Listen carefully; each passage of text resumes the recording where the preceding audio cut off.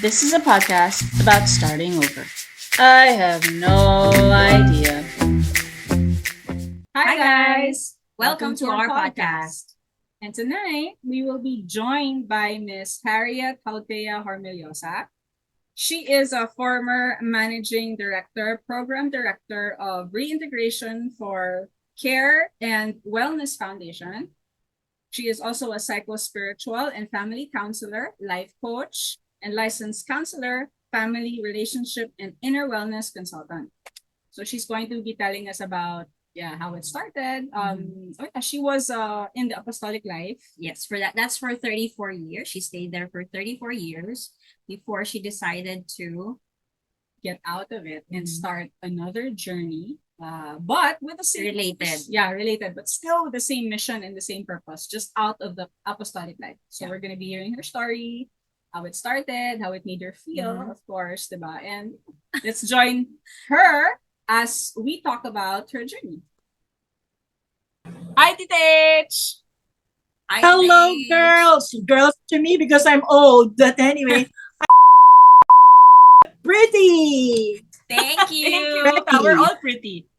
We're all pretty. How are you? How was your morning? How's everything? It was good. It has been busy with bits of meetings here and there, but otherwise, just good. Good. And I'm excited to be with you. Yes, we're very happy to have you. Okay, so let's get to it. So, Tita, can you give us maybe a little backstory, a short backstory of how you started as a teacher and as a nun? Okay, very quickly, as you very well know, I know your siblings, your sisters especially, so that they actually were in the same school that I was teaching, and I was saying for a while. What I'm saying is that I started my religious life. I was a sister, a nun, for 34 years. I entered at 16, 16 years of age, right after high school, because I was studying with the sisters that I joined. And so we grew up with them from grade school up. So that was in 67, and I was 16. And, like fast forward 34 years I was with them. I was assigned to do many things. I used to teach. I was also like the procurator, treasurer in some. I did a lot of side, like I would translate because I was called upon to translate from Spanish to English. And in school, I normally was very involved with usually high school because I was handling high school girls. And aside from that, I was assigned as superior, later on as a principal and directress. So the 34 years were full of those activities. And now also a bit of mission work, which is like the rural work, pastoral care. And I could say that I really loved my vocation. I felt it was a very genuine vocation. And the congregation is the Siervas de San Jose, or the servants of Saint Joseph. Okay. And so I was really involved in the charism and the mission, but way down the line, I was feeling a certain kind of longing. And this is exactly what I will always say. A longing is a calling. And what was that longing? I was longing to do something more. I always loved psychology, but since I was a teacher, I was, of course, like I finished education. I went into education for my MA as well, majoring in English literature, which was something that I was teaching. Yes. After that, I just entertained, like other possibilities, and I pursued psychology. Wow. After my MA, I did, like PhD in psych. I got the units in USC. Tomasyan kasi ako, no? And then that afterwards was like my way to go into some counseling and some work with groups of like guidance counselors, psychologists, and all in the mental health profession. Okay. So that way, I sort of combined being head of schools and then at the same time working with the Center for Family Ministries. I know maybe you have heard about that. Yeah. It's a Jesuit center. It's in Ateneo here in Quezon City.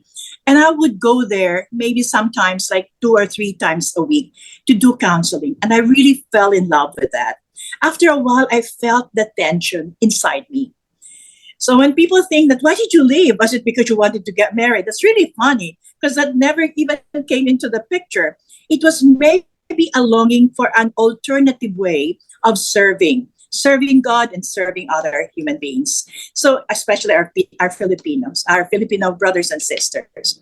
So that was my story. And what I heard after that is that I had to do a process of discernment. And maybe I can talk a little bit more about that later on. But this is just the intro. So 34 years before I became convinced that I had to do something different. Okay, so Tita H, like, when you felt this, was it because you knew that you would be able to maybe do more out of the apostolic life as compared to if you stayed there? That was part of the consideration, because if I belong to the congregation, the SSJ, which I love, I really love the spirituality. I believe that even now, Vicky, I carry it with me. It's nothing that that you can shed off. I grew up with the sisters, and then I embraced their spirituality. So until now, I love the Saint Joseph, and I do the work that they did in my own way. But really, my issue there was that I could not do the things I love to do, more of those that I love to do, because I would also be committed to schoolwork and all the community demands, etc. Yeah. So that became, after a while, that became really like a struggle for me. So that was the tension. And I discerned for 4 years. So it's just like an ordinary, I'm giving up on this and I go to the next one. It was a discerning process that took time. And of course, I felt so bad because I love the congregation, and yet I felt I needed to be somewhere else.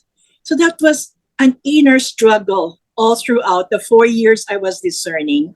Because I love the people, I love the work, I love the mission, and yet how come that I was longing for something more and something else? So the That hunger was the thing. the hunger was really there, no? So can you tell us more Yes, about that you can call hunger. That's very, very, it was more like a hunger I had, which I did not know how to quench, you can say. Yeah. So it was, like I said, longing is a calling. So that was really like in the back of my mind, maybe I just don't know, I'm being called somewhere or something that I need to do. So I thought at first it was just activity. So I also involved myself. I exposed myself to even the contemplative life, because I thought maybe I'm really called to be a contemplative. I tried it. I went to the Carmelites. I went to the Trappist monastery. I asked for a sabbatical leave. And I went to the Benedictines. And then I went around to those other places that I thought would be more responsive to the contemplative part of me. But then I realized, no, I was not called there. And then I went back to Spain, because I wanted to go back to the roots. And they allowed me to go again, the spirituality journey. So we have this renewal programs. I visited the places where the congregation started, Salamanca, Gerona, all those places in Spain. And I was trying to imbibe what happened in my process. So it was a journey of really seeking God's will for me. And like I said, it was a struggle, because it was not a choice between bad and good. It was like good, and maybe better for me as far as I'm concerned, but they were both good for me. And so that was the most excruciating part, because I was not choosing between what was wrong and what was good, but it's like two very precious things for me. And I have to choose. Yes. So would you like me to say more? And how did I do it?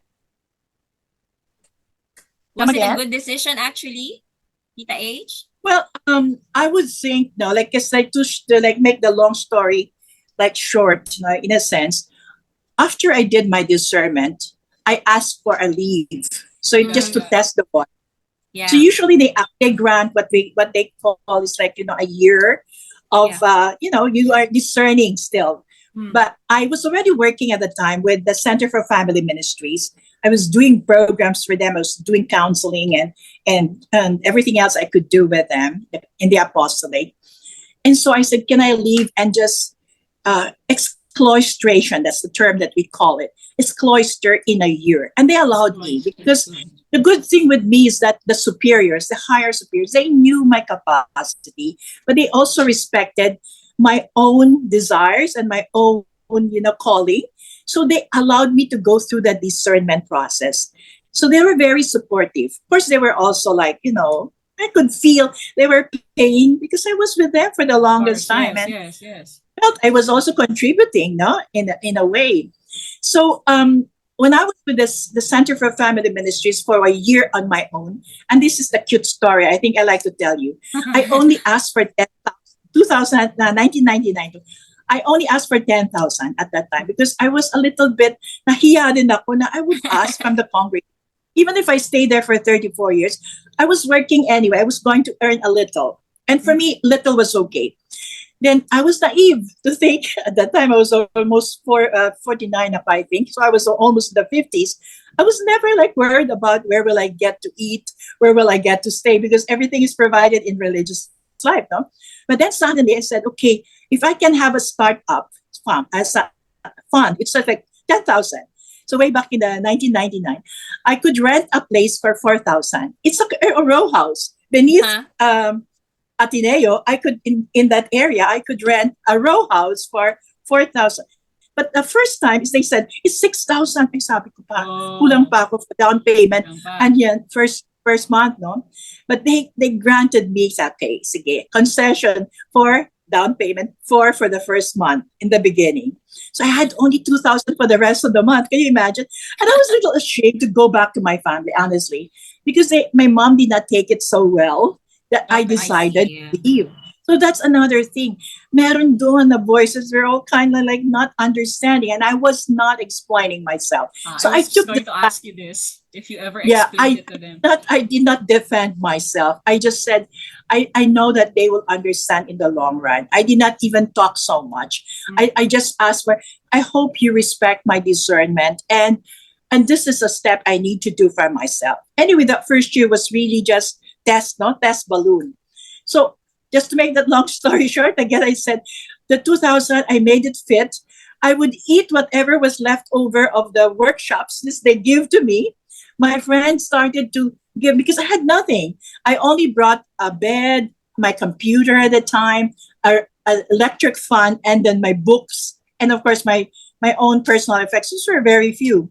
And then my friends started giving me tables and chairs and sofa and an AC because I'm asthmatic. So they said you cannot live in that row house. And you know what? In 3 to 4 months, I was able to settle down. And I started earning a bit from Ateneo, from the Center for Family Ministries. So much so that by December, that was May, by December, I said, isasauli ko tong 10,000 as a gift to the SSJ.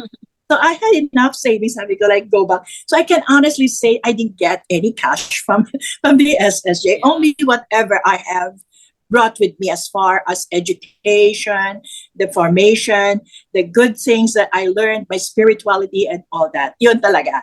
That's something that I value definitely very, very deeply. So I guess it also helped, Tita, that everybody around you, they were very supportive. I think it was a very, because if they weren't, diba? If it would have been harder. It would have been harder. It would have been harder. You're very right, Vicky. My peers were very supportive in a sense, although they were pained that I had to leave after many years. Also, my friends inside the convent, I have very good friends. So really, it was sorrow. So I said, I went through, and I will share with you. I went through the 3 steps: the sense of loss, saying goodbye. And dami ko say goodbye, no? So it was like endings. Kasi every crisis or every transition has this 3, my endings. So sometimes we skip that. Bahala na, alis na ako, no? No, I did the endings. I grieved. I really, felt the pain and the sorrow and also like the loss of all those things that I was taking for granted at the time.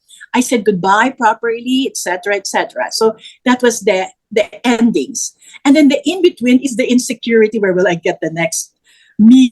still, okay, meron pa ako dyan. My neighbor who was selling food sometimes would knock. They still called me sister eh. Sister, may pagkain ka dyan? And she would give me yung supot-supot. So I said, God, my God, the angels were taking care of me and all that. And I was very satisfied with sapat lang. I did not ask for more. Sometimes hika pa ako and I was like having asthmatic attacks. I would not be able to buy to even like pay for a taxi going to Ateneo. So I would go up the steps. Yes, hinay, like slowly, because I said I would save up on cost. And I was able to do that. And so blessings talaga. When I look back now, it's so kind of like a time for gratitude. That was a struggle inside. So adapting. And then the third one, the beginnings. So that's when I started to also plan out. You know, the first thing that I bought, I really like tried to buy was my life plan. Because wala Life na akong plan. security na may magpapalibing sa akin. Makes sense. Kasi in the convent, you know, don't have to worry. I bought the life plan. That's okay. Just in case something happens to me, meron ako niyan. Uh-huh. And from there, God has been very, very generous, and I could not complain. Basically, and my friends were also there all the time. So the last is that, no, like the beginnings was more like, you know, like starting the foundation after that. Yeah. It was also a struggle because from nothing, no, we're not a foundation with a funding agency. No, we actually work. We work and gain whatever we have, and then we give to our outreach whenever we had something. So it was always like we earn and then we share, earn and share. Up to now, that's the setup of the foundation. So we only have like two salaried people. The rest of us are just coming in like on donation basis, and then we're also volunteering. We earn when we have served a bit in exchange for our services. Okay. But Is there anything else you want to know? everything, like everything you've told us, right? Your journey and everything. Did you ever think that maybe it was the wrong decision? Or did you ever, kasi, I don't know sometimes kasi like for us, diba, we ask ourselves like, but they say if God wants you to do something, He leads you to it, right? He leads you to it. He Yes. opens doors for you and everything. But then sometimes for me, okay, there are times when I still doubt na, but now what if it's wrong? I mean, okay, but what if I'm not seeing it clearly? What if this is not the message that's been given to me or that is being given to me? But did you ever feel this, Tita? Like a doubt in your head na, wait lang, maybe this, I shouldn't Not do this? Yeah. Although, of course, you know, during the discernment process, I have to be my own devil's advocate also, like saying, baka mali. Yeah. Mhm. What am I doing this for? Is it for my own glory? Is it for my own convenience? So I was very honest. That's why the discernment process took me long, because I would go and consult with people. I had a spiritual director, I had a counselor, I had friends who were like also like, you know, like I was bouncing, you know, my own thoughts with them. And so in a sense, I had feedback and I was really open and listening to feedback. But ultimately, you know, all of them who mattered to me just said, you know, we know you and you have done, you know, you have paid your dues and you have done your own process. Whatever you decide, we would totally respect and support. And so, mas lalo pa ako nabigatan kasi, oh my God, it's really my solo flight. And true enough, I had to go through the solo flight. That was one of the most, maybe like in the, what I said, the struggle, the liminality or that follow time, the in-between, that was really like, can I do this on my own? I was asthmatic. I was alone. I was not used to taking care of me. I was not used to being deprived in so many ways. So, and I did not even ask for help from my family. You know that? Because I hesitated to just like get me or impose on anybody for that matter. And people around, they were also like, you know, marriages na, uy, baka may nagkaroon ng yan, ang lahat, baka may planong magpakasal pa ni kanino. And up to maybe like much later, people would tease me about sino na nga yung boyfriend mo. They could not get, and this is the pain that I experienced, they could not get that I was just going towards an alternative expression of my mission and my purpose. Parang it's so kind of rare, so kind of like so so difficult to understand from so many people's point of view. I would even get my former students saying, "Why did you become unfaithful to God?" Oh Wow. my God! I said, I don't think so. I was unfaithful to God. I was faithful to His leadings, and He Yeah. was leading me through difficult situations, for that matter. And like you said, it And was and still the like same mission, right? And purpose. It was just a it is different the same way. mission, just a different expression. And Alba, I love your questions, and I love Vicky, your also your insights. I like to say this. Maybe this is good for me to share. I have this particular workshop that I do to help people go through crises. And very simply put, it's just this: every crisis is always a call for us to move higher. It's like it's to to kind of like wake us up to the moment when we can catapult ourselves to another level. So it's like saying you're not fit in here anymore. So there is a better place for you, but you have to find it yourself. There is no clear and cut way to do it. And so that's where the risk taking, the fear, and all that will come in. That's why we usually, after that, this moment of crisis is a breakdown. Breakdown, sometimes that's where the doubts that you said would come in, the questioning, and then the fears, and then the anxiety would come in, the struggle here and there. So that's where the breakdown is. Now, when we're able to really like own that breakdown and be there for ourselves, and that's, I think, what I really learned. I have to rely on my inner strength and inner resources. And So from after there, unti-unti siya. so after Go all the ahead, Alba. struggles, Tita H, did you think you were able to feel that hunger that you had when it first started? Yes, I believe so. Because, like in my case, for example, I started breaking even. And so that was like feeling secure in the kind of, I'm in the right place. And this is exactly what God wants me to do. And then after that, breakthroughs, the breakthroughs were like, wow, every time, everything I did, everything that, everywhere I turned around, there was this validation that thank you for doing this. Thank you for creating this. I'm so happy you were able to help us. So for me, it was a confirmation that, okay, this is exactly my purpose is to empower myself and empower everyone in my orbit.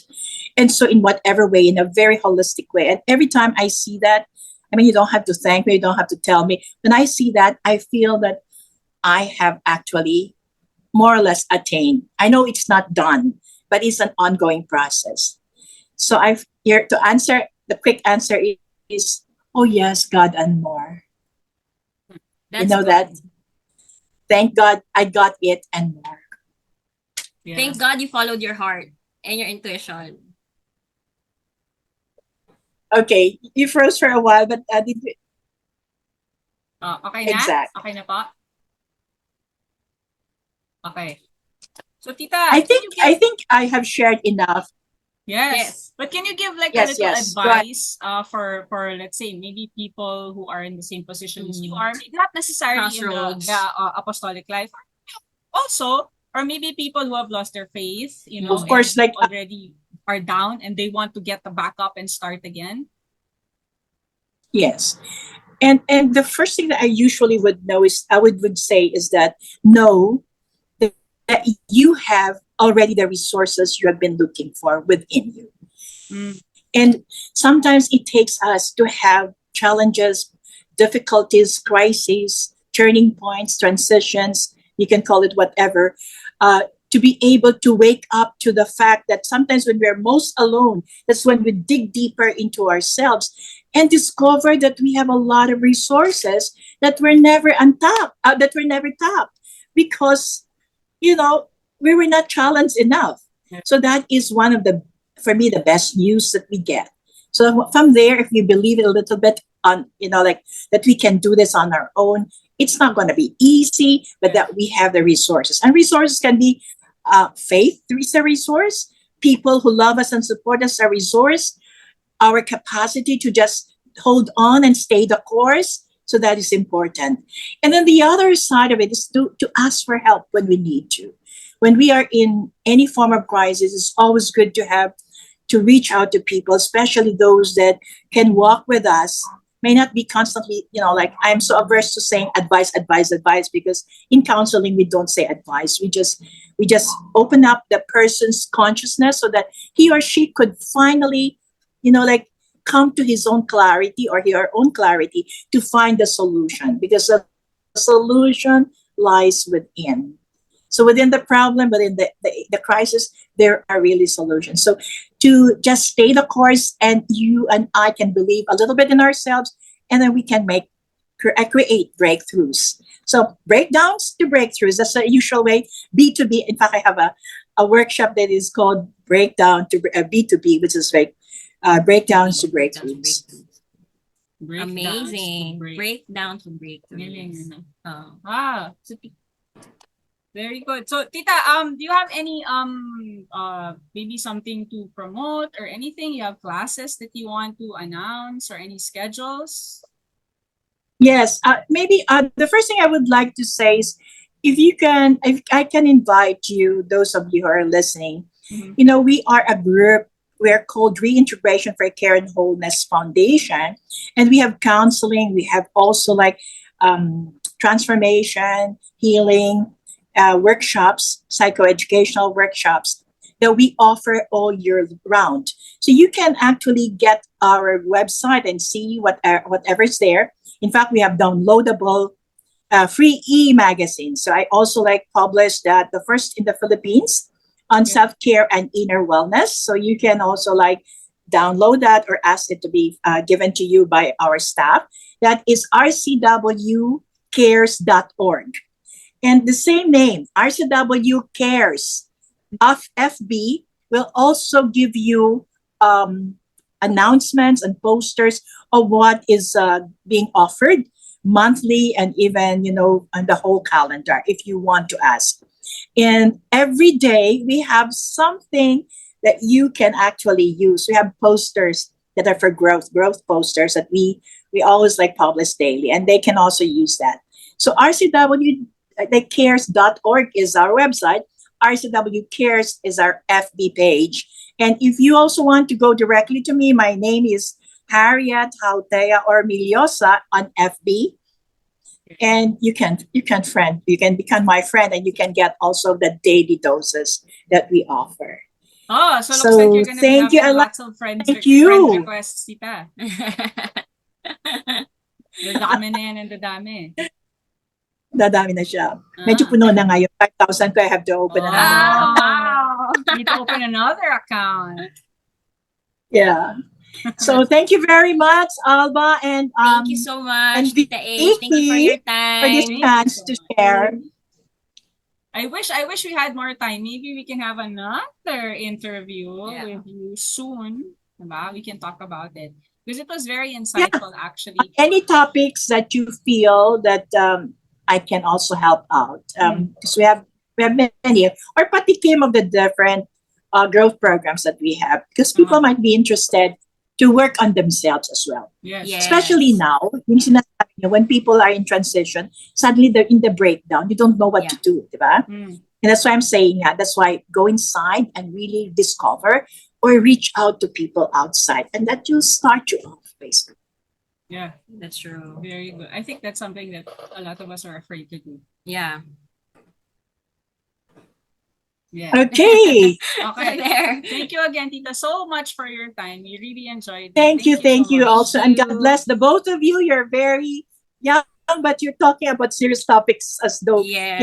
you really are. And I'm sure you're learning in the process. I'm sure of that. We are. So thank you for learning. this. And Thank you. Tita. Bye. Bye-bye. Have a good day. take care, everybody. God bless. Thank Bye. you.